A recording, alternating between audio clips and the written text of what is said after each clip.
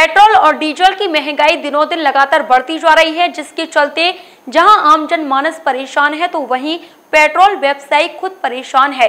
Petrol व्यवसायियों का कहना है कि पेट्रोल की कीमत बढ़ने के चलते ग्राहक लड़ने तक उतारू हो जाते हैं। इस संबंध में न्यूज़ द्वारा शहर के प्रमुख पेट्रोल पंप व्यवसायी रवि सरीन से बातचीत की गई।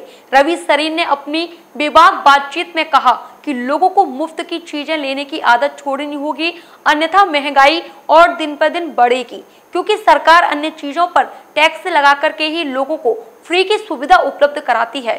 लगातार बढ़ रहे पेट्रोलियम मूल्यों को लेकर के देश भर में हाहाकार मचा हुआ है, जनता काफ़ी त्रस्त है। आज हमारे साथ इन सभी बातों को विशेष तौर पर रखने के लिए हैं मौजूद रवि सरीन, जो कि पेट्रोल पंप का व्यवसाय करते हैं, बहुत पुराने नामी ग्रामी पेट्रोल पंप व्यवसायी हैं। इनसे जानते हैं अनुभव के आधार पर कि आखिरकार पेट्रोल के जो रेट लगातार बढ़ रहे हैं उस पर क्या फ़र्क पड़ने जा रहा है जनता पर, उनकी बिक्री पर या जितनी पेट्रोल पंप है उन पर क्या फ़र्क पड़ने का। बहुत बहुत स्वागत है रवि सरीन जी आपका। Thank you so much. तो ये बताएं, इस तरह पेट्रोल जो लगातार हम बात कर रहे हैं कि रोज बढ़ता है, कि 35 पैसे 40 पैसे 70 पैसे और आज 100 के लगभग पहुंच चुका है। मैं आपको पहले यही पूरा ब्यौरा दे देता हूं। 1 जनवरी 21 को पेट्रोल था आपका 83 रुपये 8 पैसे जी। और आज है 96 रुपये 38 पैसे जी। यानी कि 13 रुपये 30 पैसे आपका 6 महीने में करीब बढ़ गया। ऐसे ही डीजल का आपका रेट था 73 रुपये 58 पैसे और आज है 89.15, यानी डीजल करीब 15 रुपये 57 पैसे 6 महीनों में बढ़ गया। अब बात ये होती है कि ये बढ़ोतरी क्यों है, इसकी कई वजह हैं। सबसे पहले तो हमको ये ज़रूर समझ लेना चाहिए कि सरकार जो भी खर्च करती है वो हम लोगों से ही पैसे लेके खर्च करती है, और ये दुर्भाग्य है या सौभाग्य है ये हमारे देश का कि पेट्रोलियम पदार्थ एक ऐसा वस्तु है, एक ऐसी वस्तु है जिसमें 2 पैसे भी बढ़ाने से करोड़ों रुपया सरकार के पास टैक्स के तौर पे आ जाता है। बाकी और व्यवसाय में इतनी जल्दी नहीं आ पाता।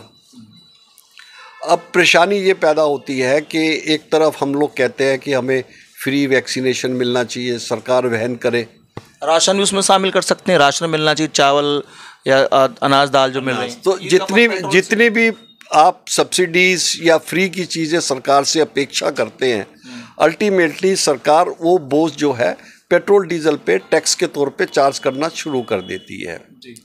हम लोगों को ये भी ज्ञात होना चाहिए कि जब सरकारों ने रेट नहीं बढ़ाए तो उन्होंने ऑयल कंपनीज़ को ऑयल बॉन्ड्स दे दिए।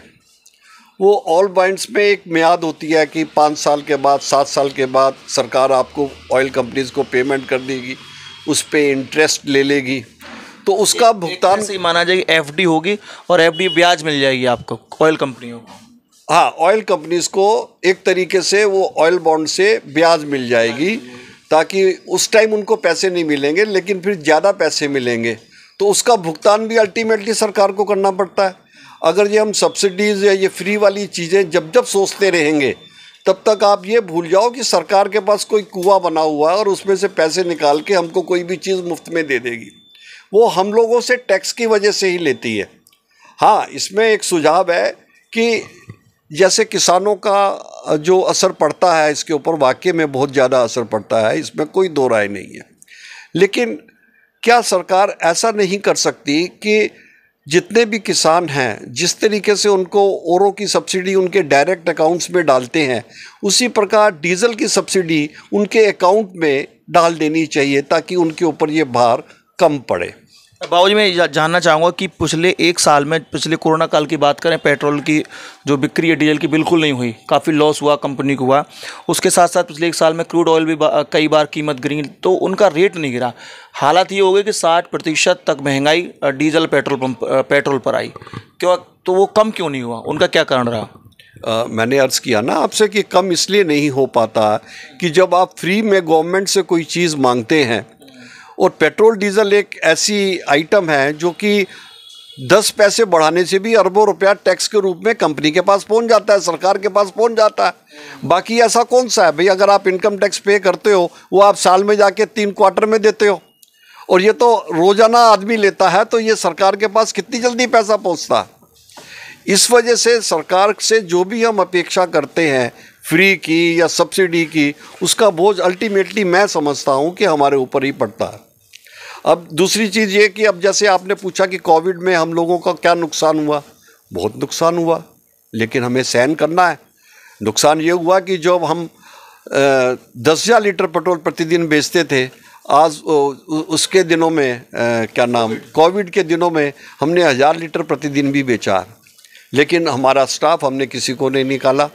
हमने अपने स्टाफ को पूरी तनख्वाह दी, तो वो कहाँ से देते? हमने अपने जो हमारे सेविंग्स अब तक हो रखे थे, हमने उसमें से उन लोगों को पैसा दिया ताकि उनकी लॉयल्टी हमारी तरफ बरकरार बनी रहे।